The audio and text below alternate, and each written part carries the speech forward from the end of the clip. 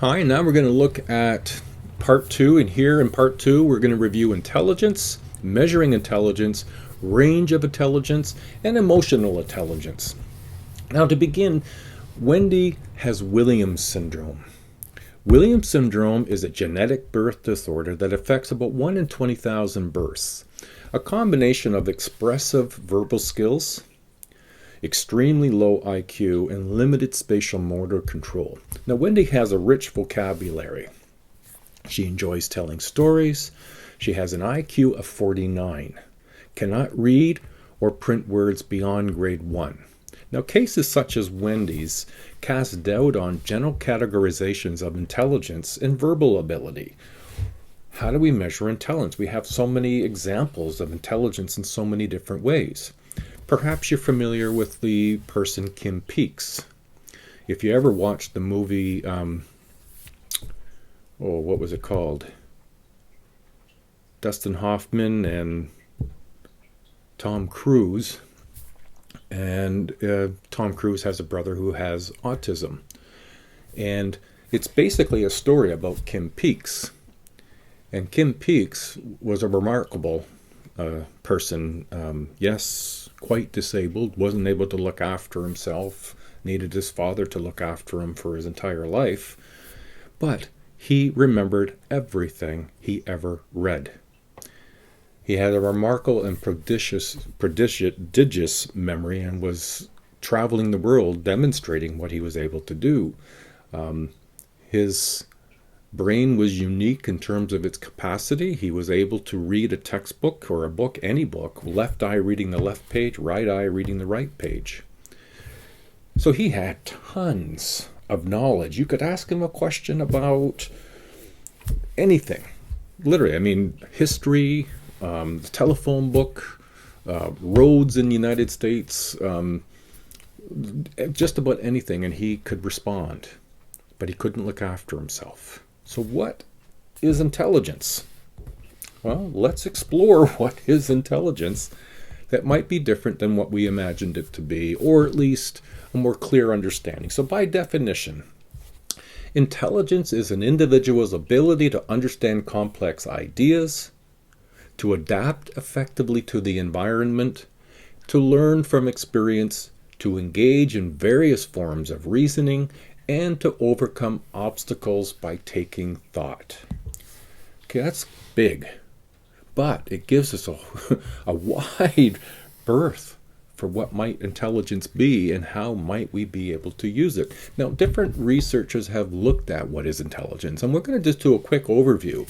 Spearman believed that intelligence is composed of a general ability. He called it a G factor, which underlies all intellectual functioning. Now, people who are bright in one area tend to be bright at others, and suggested that some people have a number of specific abilities. This is known as the S factor. Now, Spearman's influence, seen in intelligence tests such as the Stanford-Binet, yield one IQ score to indicate the level of intelligence. So if you have an IQ score of 110, that's all intelligence captured in one score.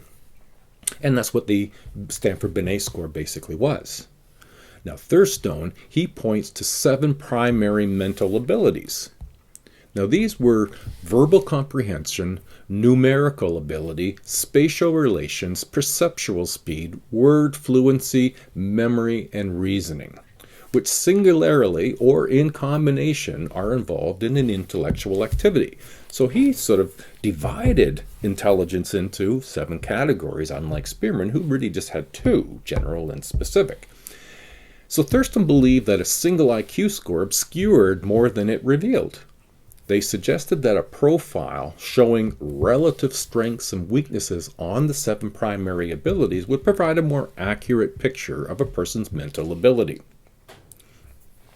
Now, Guilford, his structure of intellectual model consisted of 180 different intellectual abilities that involved all of the possible combinations of the 3 dimensions of intellect: mental operations, content, and the product. So according to Guilford's theory, the mental operation can be cognition, memory, evaluation, divergent production or convergent production. He termed what we think about as contents and identified these as visual, auditory, figural, symbolic, semantic, or behavioral. Now, by bringing mental abilities to bear on some contents, the result is a product. Now, is there more than one type of intelligence? So we've gone from there being really just, a single score to the introduction to perhaps there's more, but what about intelligences? Are there more than one type? Howard Gardner believes that there are 8 independent and equally important types of intelligence or frames of mind. There's linguistic, logical mathematic, spatial, body kinesthetic, musical, interpersonal, intrapersonal, and naturalistic. And you can find a breakdown of that in your textbook. Now, Sternberg's triactic theory of intelligence identifies 3 computational 3 areas. One is the computational or conventional intelligence, the experiential or creative intelligence, and the contextual or practical intelligence. And it would allow there to be this sort of division that it would explain where intelligence, say in North American big city, might be one variety of intelligence that someone like an Aboriginal in Australia's outback might have high intelligence, but it's very contextual to where, in fact, the person is. So even as researchers are working to understand what is intelligence, other research is trying to determine how to measure intelligence. Now, the Stanford-Binet Intelligence Test is an individually administered IQ test developed for persons in the ages 2 to 23. The Stanford-Binet test, it tests items on a test are structured according to increasingly difficult. You start and it's easier and it gets more difficult as you proceed through the test. Even the easiest items first and then each succeeding item are more difficult than the last. Children go as far as they could. Then the progress was compared with others of the same age. The Wechsler Intelligence Scale, or the WAIS-3, an individual intelligence test for adults that yields separate verbal and performance or nonverbal IQ scores, as well as an overall IQ score. So that's a development from the Stanford-Binet. It doesn't produce a single score. It produces multiples based on content of testing. The Wechsler Intelligence Scale, this test contains both verbal and nonverbal subtests, which yield separate verbal and performance IQ scores, as well as an overall IQ score, but its departure from the Stanford-Binet in that it yields only one. I have used the term IQ, or intelligent quotient, which is an index of intelligence, originally derived by dividing mental age by chronological age, then multiplying by 100. Now it's derived by comparing individual scores with the scores of others of the same age. Now, if you can remember from week 1, we looked at research and we talked about reliability and validity, reliability and validity, and standardization. Those 3 things are really important when it comes to the delivery of IQ tests. So I'm going to continue with the terms. The term norms needs to be touched on when it comes to these tests. Norms are standards based on a range of test scores and a large group of people who are selected to provide the basis for comparison for for those who take the test. So part of the standardization is that everything needs to be the same for everybody. That goes down to the exact wording of questions that people are asked on these IQ scores, as well as the way it's delivered. The researchers who are delivering need to state the questions in exactly the same way. That includes tone of voice. You can't accentuate something and de-accentuate anything else. You need to be monotone, if you will. So that's the standardization. To determine the quality of a psychological test, you need to look at the test's validity and reliability and procedures used to obtain the norms. Now, the term validity refers to how well the test measures what it claims to measure. while the reliability indicates the test's ability to produce the same result when given the same person under a similar condition. So for example, you can treat it like a weigh scale. A weigh scale measures weight. It doesn't measure creativity. It doesn't measure how well you cook. So it becomes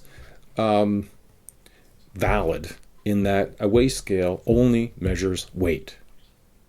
The reliability would be that if I stood on the weigh scale today and I weighed whatever I weighed, and I go step on the weigh scale tomorrow without having deviated from what I normally do on a day-to-day basis, and it's 300 pounds heavier, it's not very reliable as a weigh scale because it doesn't give consistent results based on getting on the machine and having it measure accurately. And that's the difference between validity and reliability. Not only does it need to measure what it's supposed to, but it needs to do so on a consistent basis over time. It doesn't mean you have to weigh the same each day. It means that if you put on weight, it will measure that put on weight. If you lose weight, it will measure that lose weight, but will do so accurately and do the same for everybody who uses that weigh scale. Reliability is the ability to test and yield nearly the same score each time a person takes the test, or an alternative form of the test. Validity is the power of the test to measure what it's intended to measure. Therefore, standardization refers to the prescribed procedure for administrating the test and to establish norms. Now, norms would be what behavior, what is it you're expected to do when delivering, and it has to be consistent. Norms that are provided a means of evaluating the test score. Standardization involves establishing norms by which all scores are interpreted. The creators of the test standardize it by administering it to a large sample of people representative of those who will be taking the test in the future. If the test is for children aged 2 to 23, then that's what it's geared to do, not to score people older or potentially younger. These scores are analyzed, then the average score, standard deviation, percentile ratings, and other measures are computed. These comparative scores become the norms. Now, deviation IQs are based on the normal curve, and you can see that behind me there. Basically, a normal curve is what you see there. It's defining different levels of intelligence based on the deviation of the scores from a common mean. Now, as you can see by that curve, there's people who are on one end who are extremely bright, and there's people on the other end who struggle intellectually. Gifted is a term that's used to describe those with IQs in the upper 2 to 3% of the population. So that's a very small number of people who would fit that. And so that would be adjusted according to standardized IQ tests. To be classified as having an intellectual disability or developmental disability, one must have IQ scores below 70 and show severe deficits in everyday adaptive functioning. So the range mild would be an IQ range between 55 and 70. Here, if you're in that range, you're able to grasp learning skills up to grade 6 level and become self-supporting and can be profitably employed in various occupations. A moderate IQ range is 40 to 55. Probably you're not able to grasp more than a grade 2 academic skill, but can learn self-help skills and some social occupational skills and may work in sheltered workshops. The more severe level of IQ is 20 to 40. And here you can be trained in basic health habits, can learn to communicate verbally, and can learn through repetitive learning training and habit training. And then the profound range is below 25, where rudimentary motor development you may learn, but it'd be very limited self-help skills. When identical twins separated at birth and raised apart are later found to have strikingly similar traits, it's assumed that heredity has had a major contributor to intelligence. When they differ on a given trait, the influence of the environment is thought to be greater. Now, the family environment influences IQ scores in life, but that influence seems to diminish as individuals reach adulthood. It is the genes that are the most clearly correlated with IQ. Heritability refers to the index of the degree to which a characteristic is estimated to be influenced by heredity. Now, there is a term or an effect that we can look at. It's been named after James Flynn. It's called the Flynn effect. And it's what James did was he analyzed 73 studies involving some 7,500 participants ranging in age from 12 to 48. And he found that the samples from 1932 to 1978 performed better than their predecessors. The gain, about 1/3 of an IQ point per year, so that's about 3 points per decade, has been continuing for the last 50 years.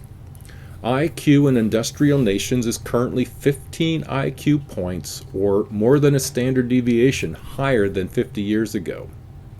So the question would be, are we delivering the tests differently? Are we getting smarter because of the access to information, and the more we practice skills and more we are engaged in the environment as it's developing?